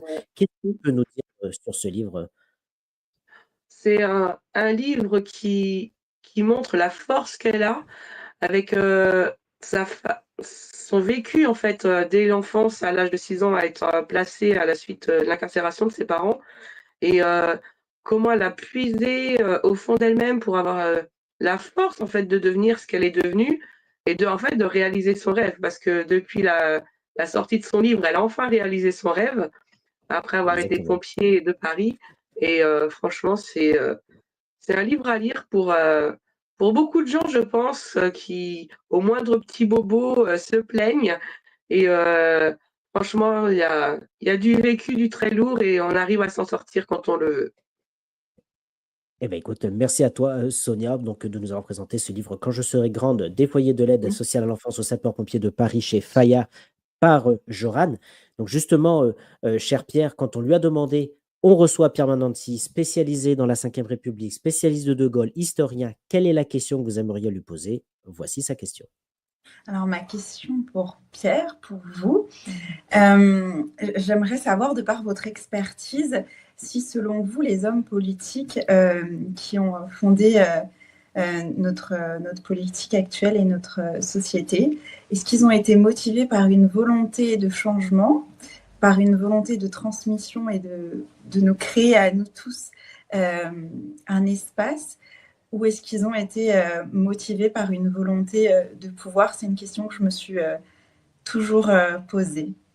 Donc, je vous la pose à vous parce que je pense que vous avez toute l'expertise pour y répondre. Voilà donc pour sa question, de Joran. Pour vous, Pierre, qu'est-ce que vous avez envie de lui répondre? Ah, que c'est une question pas facile et que la réponse sera donc une réponse un peu longue. Évidemment, il y a des deux. Il y a des personnes qui s'engagent en politique et il y a des politiques, y compris sous la Ve République, y compris au début, qui sont des hommes de pouvoir, qui sont là pour la conquête du pouvoir et qui vont tâcher de conquérir le pouvoir pour des intérêts personnels. Il y a aussi beaucoup d'hommes politiques, et c'est notamment le cas sous la 4e et la 5e, qui sont des gens qui ont vécu la guerre, qui ont résisté. Et moi, je suis assez persuadé, en tout cas, c'est le fruit de tout ce que j'ai pu lire, de tout ce que j'ai pu rencontrer, de tout ce que je connais sur cette seconde moitié du XXe siècle, que toute cette génération de résistants, ce sont des gens qui, évidemment, ont des idées de droite ou de gauche, mais ils ont beaucoup de respect les uns pour les autres parce que au-dessus des contingences politiques, il y a la France. Et d'ailleurs, dans l'ADN du gaullisme, moi on me dit souvent, mais au fond, c'est quoi le gaullisme? Comment le résumer? De Gaulle dit, il y a la gauche et la droite, mais la France, c'est tous les Français. Et moi, ce qui m'intéresse, c'est la France. Et donc, les gaullistes, en tout cas dans l'ADN du gaullisme et dans la manière en général de Gaulle voyait la politique, il y avait cette idée de dépasser les petits clivages partisans, ce qu'on appelle la politique partisane, la poloche. Il y avait un intérêt sincère pour le pays. Moi, je suis assez persuadé qu'il y a aujourd'hui encore des hommes et des femmes politiques qui s'engagent pour la France, pour l'idée qu'ils ont du pays, pour des valeurs, pour changer les choses. C'est quelque chose qui est fort et qui est à l'origine de politique. Il faut aussi être lucide et conscient qu'il y a des gens qui s'engagent en politique pour leur intérêt personnel et qui ne méritent pas de rentrer dans l'histoire. On est bien d'accord, comme on le disait effectivement en début d'émission. Donc, en tout cas, merci à vous pour la question, la réponse, pardon, de Joran. Mais on rappelle aussi que mercredi, pardon, on recevra donc Petroni Rostagna, une autre auteure française qui a été multi-récompensée pour plusieurs livres. Sonia, je ne sais pas si tu peux nous en parler. Elle viendra nous présenter son livre Sur leurs traces. Hein, on le voit, finaliste du prix des Maisons de la Presse 2025. Hein, bon, qui a été remporté par Johanna Gustafsson, qu'on a reçu aussi récemment dans cette émission. Qu'est-ce que tu peux nous dire, Sonia?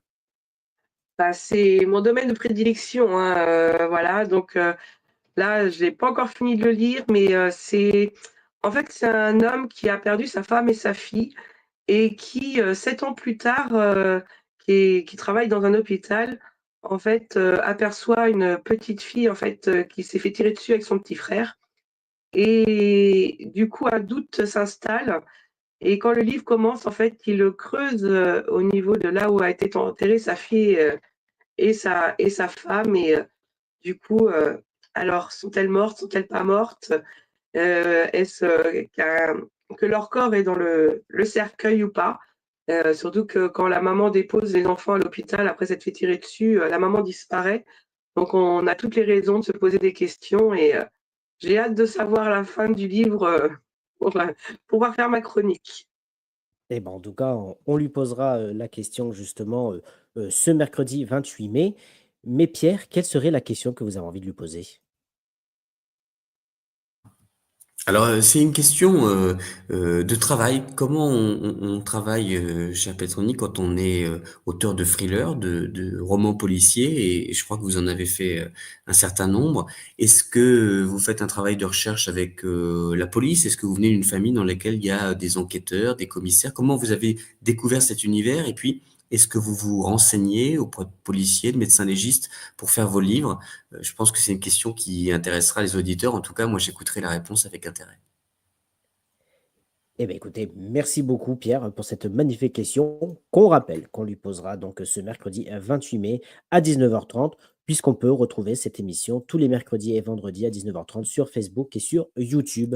Voilà, vous pouvez même revoir les rediffusions. N'hésitez pas, à chaque fois, on passe de très, très bons moments. Ça me donne l'occasion de rappeler que vous étiez avec nous pour nous parler de ce livre, Charles Pasqua, Dans l'ombre de la République aux éditions Passé Composé, qui est à gagner ce soir par tirage au sort. Donc vraiment, merci à tous ceux qui posent des questions.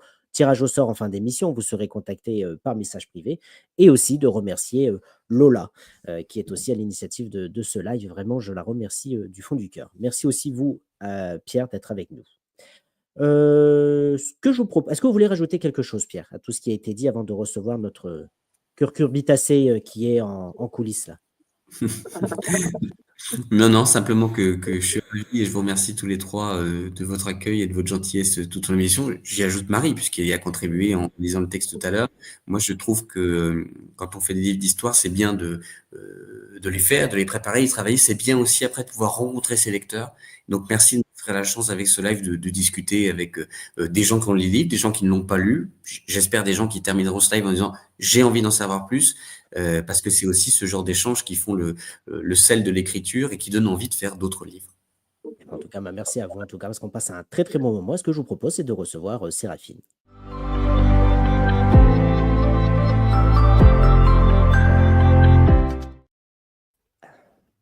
Notre avec nous en coulisses. Belle citrouille. Curbitacé toi-même, on me dit dans l'oreillette. Allez, qu'est-ce que tu peux dire en quelques mots justement sur par rapport à ce que tu as dit au début sur Pierre, ce que tu en as vu là maintenant, juste avant de te laisser en tête-à-tête avec lui? Mais je reste sur l'idée que c'est vraiment agréable et que on sent le côté historien plus que biographe politique, quoi. C'est rigolo. Il y a ce petit côté David Chantrane, je trouve. Je sais pas, mais Passé Composé, ils ont, je sais pas, ils ont le chic, quoi. Ils publient pas des historiens, ils publient des passionnés d'histoire. Ils ont le même phrasé, ils ont la même passion dans ce qu'ils décrivent. C'est chouette, c'est bien.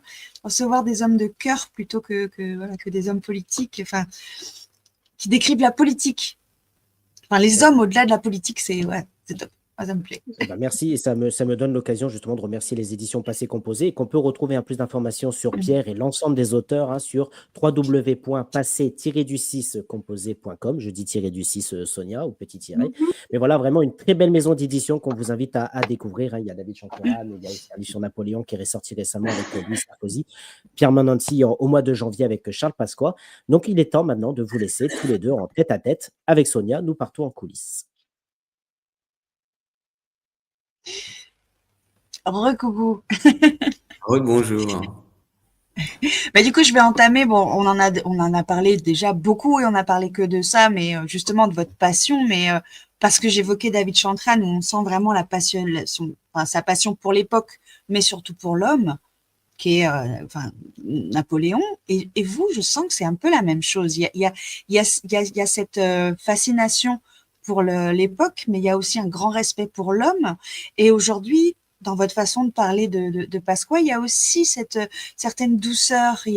Vous êtes attaché à la personne en la décrivant. Donc, pourquoi le grand Charles et le petit Charles? Pourquoi eux? Alors d'abord, merci pour merci, pardon, j'y arrive, pour la comparaison à David Chantrane, c'est l'émotion, que j'aime beaucoup, d'abord historiquement, parce que c'est pour moi l'un des meilleurs biographes et spécialistes français de Napoléon et de l'époque napoléonienne. Et il se trouve par ailleurs que je l'apprécie beaucoup humainement. Donc je suis touché de ce très beau compliment. Alors, on tombe forcément, quand on s'intéresse à un personnage, d'ailleurs quel qu'il soit, il y a une forme de syndrome de Stockholm. On passe 1 an et demi, 2 ans avec un personnage. Vous savez, le syndrome de Stockholm, pour ceux qui nous écoutent, c'est le phénomène psychologique qui fait quand une personne est kidnappée et qu'elle est libérée par la police, souvent elle s'est attachée à son kidnappeur. Bon. Alors, est-ce que Charles Pasqua m'avait kidnappé? Je ne sais pas. Je vais bien, ne vous inquiétez pas, j'ai été libéré. Non, plus sérieusement, on peut qu'être touché par le personnage et je redis ce que j'ai essayé de dire tout au long de l'émission, hein, tout en ayant une distance critique, tout en sachant qu'il a une part d'ombre, tout en parlant. Il y a quelque chose de touchant dans ce monsieur qui est parti de rien du tout, petit-fils de berger, fils de policier qui s'est fait tout seul et qui est arrivé au sommet de la République. Ministre d'État, ministre de l'Intérieur, président de département, député, sénateur. Moi, je trouve qu'il y a quelque chose d'assez beau. Finalement, c'est l'ascension républicaine, c'est tout ce qu'on nous a appris à l'école primaire, au collège, au lycée, l'idée que si on se battait, si on travaillait bien, si on contribuait à la société, ben, on pourrait un jour trouver sa place dans la société. Et l'histoire de Charles Pasqua résume beaucoup ça. Et je trouve ça touchant, ce qui ne veut pas dire que je suis d'accord avec ses idées ni avec son parcours, mais cette grande histoire qu'il amène de pas grand-chose, presque rien, à une des grandes personnalités de l'État, il y a quelque chose de très fort. Vous savez, il racontait à la fin de sa vie, à un moment, il est plagiste au début de sa carrière, donc il a un petit bout de plage où il met des chaises longues. L'été, ça marche bien, mais l'hiver, il a tel problème financier qu'il fait le repas de la semaine chez ses parents, qui ont l'élégance de ne rien dire et de le laisser partir en lui donnant plein de choses à manger pour la semaine et en disant mais non, non, c'est des restes, prends ça. Et bon, quand on est passé par des moments aussi durs dans sa vie, on n'avait rien au fond de son assiette, rien dans sa poche, et qu'on arrive tout en haut, on en garde forcément quelque chose. Et dans le personnage, c'est quelqu'un qui n'a jamais oublié d'où il venait. Et moi, j'ai été très marqué par ça, ce personnage qui n'oubliait pas ses racines.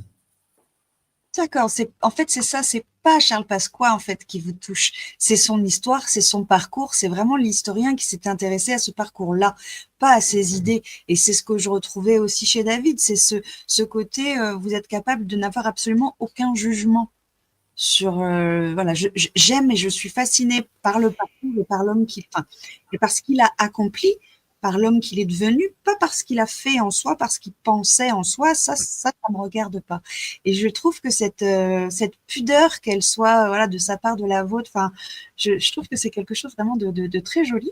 Et je voulais savoir une petite question qui sort un petit peu du contexte, mais pas vraiment. Est-ce que j'ai vu que vous êtes aussi passionné de généalogie. Vous aimez bien, justement, pour un historien, j'ai envie de dire que quelque part, il n'y a rien d'étonnant, encore heureux qu'on s'intéresse aussi à sa propre histoire. Je voulais savoir s'il y a des Charles dans votre arbre. Ah, c'est une très bonne question. Alors oui, pas de manière proche. Il y a des Charles plus loin dans mon arbre généalogique. Moi, j'ai une passion pour la généalogie. Ça fait effectivement bientôt 15 ans l'année prochaine que je fais de la généalogie. Et je trouve qu'il y a quelque chose de passionnant, qu'on apprend beaucoup sur soi-même. Et puis, la généalogie, c'est aussi aider les autres. Parce que, Oui. eh bien, vous habitez en Touraine, vous faites vos recherches sur votre famille en Touraine, et puis un jour, quelqu'un vous dit, moi, j'aurais besoin qu'on aille chercher un document pour moi, mais moi, j'habite dans les Alpes-Maritimes. Et donc, tout l'esprit de la généalogie, les forums, je pense au forum Généanet, qui est le forum de référence en France, mais Philae aussi pour les documents historiques, c'est des communautés d'entraide qui se partagent des coups de main, on découvre par telle personne qu'on est raccroché à tel arbre, tel autre, etc. Et donc, d'ailleurs, dans les deux biographies que j'ai faites, que ce soit celle d'Albin Chalandon ou celle de Charles Pasqua, j'ai essayé, sans que ça soit pénible, moi j'espère que ça n'était pas pénible à la lecture, de raconter aussi un petit peu cette généalogie, parce qu'on est le fruit d'une histoire. Et on grandit avec des histoires familiales. C'est-à-dire, il y a bien sûr la généalogie au sens strict du terme, qui on est, où est-ce qu'on est né, qui sont les ancêtres sur 15 générations. Mais il y a ce qui est peut-être plus important, l'histoire de la famille telle qu'elle nous est racontée et les valeurs que ça inspire. Et pour quelqu'un qui est d'origine corse, comme Charles Pasqua, le sens de la terre, le sens de la famille, le sens de l'histoire, c'est hyper important. Donc cette famille et cette question de la généalogie, c'est quelque chose que j'ai vraiment voulu travailler quand j'ai fait cette biographie. Ah, c'était en parallèle, non, vous aviez déjà cet intérêt pour la généalogie Bien sûr, avant oui, de vous intéresser au ça fait personnage. ça fait Oui, oui. longtemps, mais ce que je voulais dire, c'est quand j'ai fait cette biographie de Charles Pasqua, j'ai voulu raconter son histoire politique, personnelle, mais j'ai Oui, aussi voulu raconter mais en le, faisant des le- recherches. exactement en faisant des recherches son parcours familial, et il se trouve raconter pour les lecteurs, c'est les premières pages du livre, que les Pasqua viennent de Corse, mais plus loin, ils viennent de la Grèce, et donc j'ai fait toute une recherche géologique, je me suis déplacé dans tout un tas d'archives pour remonter cette trace des Pasqua. Pourquoi? Parce que Charles Pasqua lui-même, dans ses livres, dit mes ancêtres étaient originaires de Chios, une petite île au large de la Grèce, et ça m'a beaucoup marqué parce que c'est une île qui a toujours dû se battre pour sa liberté parce qu'on cherchait à la servir. C'est drôle que un homme qui toute sa vie durant s'est battu contre des choses. Il s'est battu contre l'occupant allemand, il s'est battu contre la Quatrième République, il s'est battu contre la gauche au pouvoir, il s'est battu contre l'Europe à la fin, son grand combat souverainiste. Au fond, quand on lui dit, mais alors, racontez-nous un peu votre histoire personnelle, votre papa policier, votre grand-père berger, et il dit, ma famille est originaire de Chios, une île où on s'est toujours battu pour la liberté. Comme quoi le, au fond, l'histoire familiale et la psyché personnelle peut avoir beaucoup d'effets ensuite sur une carrière politique. Oh que oui. Et c'est pour ça que je vous demandais peut-être un petit peu le parallèle avec votre propre arbre, c'est-à-dire que par rapport au Charles de votre arbre et au Charles que vous savez aujourd'hui décrire et dont vous avez appris l'histoire, est-ce que ces Charles-là avaient une histoire aussi touchante que ça peut l'être? Et surtout, est-ce que vous avez trouvé des parallèles avec votre propre histoire de façon à pouvoir y mettre quand même si vous êtes censé rester spectateur dans votre description, mais est-ce que vous y avez trouvé des parts de vous, des choses de vous? Est-ce que vous avez trouvé des parallèles sur vos histoires qui vous ont encore plus touché? Bah d'abord, moi j'ai des origines corses comme Charles Pasqua, donc évidemment raconter l'histoire d'un Corse Ah qui, oui, d'ailleurs l'histoire d'un homme qui n'est pas né en Corse, qui vient d'une famille corse mais qui n'est pas né en Corse, donc qui porte oui, cet héritage corse mais qui ne l'est pas lui-même. L'histoire d'un homme qui va cultiver ses réseaux corses en métropole. Il y avait forcément des résonances et puis moi je suis très marqué. Je viens d'une famille modeste, des immigrants pour une partie italiens qui sont venus s'installer en France. J'ai un papa qui est devenu, mon grand-père ne parlait pas français, mon papa est devenu instituteur, moi je suis devenu normalien. La République nous a donné cette chance. Et donc dans la vie de Charles Pasqua, je l'évoquais tout à l'heure, cet ascenseur républicain, cet ascenseur méritocratique, évidemment il y a une forme de résonance à quelque chose que bien à sûr. beaucoup plus petit niveau. Je n'aurais pas l'ambition de me comparer à la belle carrière qu'il a pu avoir, mais en tout cas c'est quelque chose qui me parle et donc le sujet et le personnage me touchaient aussi par ça. Bah oui, forcément. Oui, d'accord. Oui, voilà, je me demandais un petit peu le parallèle. Et après, j'ai une question totalement pratique. C'est qu'en tant qu'historien, vous avez cité, au-delà de vos intérêts, donc au-delà de la période qui vous intéresse, vous avez quand même cité aussi d'autres personnes et d'autres dates. Comment, je me répète, j'ai déjà posé la question, mais je vous la pose à vous. Comment vous faites? Est-ce que vous travaillez votre mémoire pour savoir retrouver des noms, des dates, des lieux et les faire correspondre sans une seconde de réflexion? Alors Comment vous d'abord, faites? il y a forcément des secondes de réflexion. On fait semblant, on meuble, mais on réfléchit quand même. Et puis parfois on se trompe, comme tout le monde. Hein. Celui qui est, enfin, je vois parfois des gens critiquer en disant, bah, on se trompe. L'histoire, c'est aussi se tromper. Donc parfois, il faut accepter de dire, bah, je sais pas, ou je me suis trompé, mais je vais corriger, je vais chercher. Après, les historiens ont souvent un domaine thématique dans lequel, moi, j'ai souvent l'habitude de dire, je suis monomaniaque du général de Gaulle. Bon, je, j'aime le personnage, j'aime cette époque, donc au bout d'un moment, au bout de 15 ans, si vous consacrez vos lectures, vos études, vos recherches à un personnage, il y a des choses qu'on ne sait pas. Mais il y en a d'autres où bah, un souvenir en ramène un autre, et donc vous finissez par revenir au sujet. Bon, après, beaucoup d'historiens vous diront que quand on a le virus de l'histoire, on est curieux, on lit beaucoup, on cherche beaucoup à apprendre, et donc évidemment, on relit, on réapprend continuellement des choses. C'est ça qui est finalement qui aide à retenir. C'est que si on a lu une fois, 10 ans après, vous aurez oublié. Si vous l'avez lu une fois, puis dans un autre livre, puis dans un autre, puis que vous en parlez, puis que vous faites une émission comme ce soir, où justement les gens font travailler votre mémoire. Mais alors le général de Gaulle en Espagne en 70, mais alors et le sac, quand est-ce que ça a été créé? Tout ça fait travailler la mémoire, donc c'est un exercice quotidien. Il y a la Oui. recherche, il y a le plaisir de lire, il y a l'écriture, et puis il y a des émissions comme ce soir qui voilà, me font un petit peu travailler, mais à mon plus grand plaisir. Oui, mais qui font que voilà, en y mettant le cœur finalement, ben ça, c'est forcément relié au cerveau et ça permet de travailler continuellement les données. Ben, c'est fascinant. En tout cas, je vous remercie infiniment. Voilà, Merci à pour vous. votre bonne humeur, votre sourire, c'était vraiment un très chouette moment. Je vous remercie beaucoup. C'est partagé. Merci. Merci beaucoup à tous les deux, en tout cas, pour ce magnifique échange. Voilà, vous avez vu le portrait de Séraphine, c'était le petit moment gentil, sympathique de l'émission, Pierre. J'ai pu Voilà. apprécier, j'ai été très touché par vos mots à tous les trois, par ceux de Sonia et par ceux de Séraphine il y a quelques instants, et je me dis que voilà, le pari est réussi. Si le livre suscite ce genre de commentaires, c'est que et j'ai apprécié d'entendre de vous deux justement ce retour, vous qui l'avez lu, de dire on vous sent avec une distance vis-à-vis du personnage, pas là pour dire que Oui, c'était un saint, pas là pour dire que c'était un démon, mais pour présenter le personnage et pour savoir dire, malgré les critiques, il y a des choses impressionnantes, et malgré les choses impressionnantes, bien sûr qu'il y a des critiques. Donc je suis content parce que c'est une balance, hein. Il faut savoir Oui. trouver des deux Oui. côtés. Quand on met le point final au livre, on se dit, est-ce que la balance ne va pas pencher? Bon, je me coucherai ce soir en me disant que manifestement, elle est à l'équilibre. Eh ben, en tout cas, merci beaucoup à vous. En tout cas, on rappelle, hein, vous étiez avec nous pour nous présenter donc ce livre, Charles Pasqua dans l'ombre de la République aux éditions Passé Composé. Donc, il y aura un tirage au sort, hein, à la fin de cette émission. Parmi toutes les personnes qui ont posé une question pour tenter de le remporter, hein, je contacterai le gagnant par message privé tout de suite après. Mais vraiment, merci à vous, Pierre, d'avoir été avec nous. Merci Séraphine, merci Sonia. Vraiment, on a passé un très très bon moment. On a parlé oui. politique, on a Mm. parlé de grands hommes de la France, de la Ve République. Et je vous rappelle que mercredi prochain, nous recevrons donc une autre auteure, Petroni Rostagna, qui viendra donc nous présenter son livre Sur leurs traces, un thriller à découvrir. Pour cela, il suffira donc d'être là mercredi soir à 19h30 sur Facebook ou sur YouTube pour suivre justement cette équipe de Entre l'encre et les mots. Merci Pierre, merci encore une fois au passé composé et à Lola. Merci Séraphine, merci Sonia et merci à Marie. Et merci à vous tous d'avoir été présents ce soir. Je vous souhaite un très bon week-end et je vous dis à mercredi. Ciao, ciao. Merci à tous et Bon bonne courage. Bon soirée. week-end!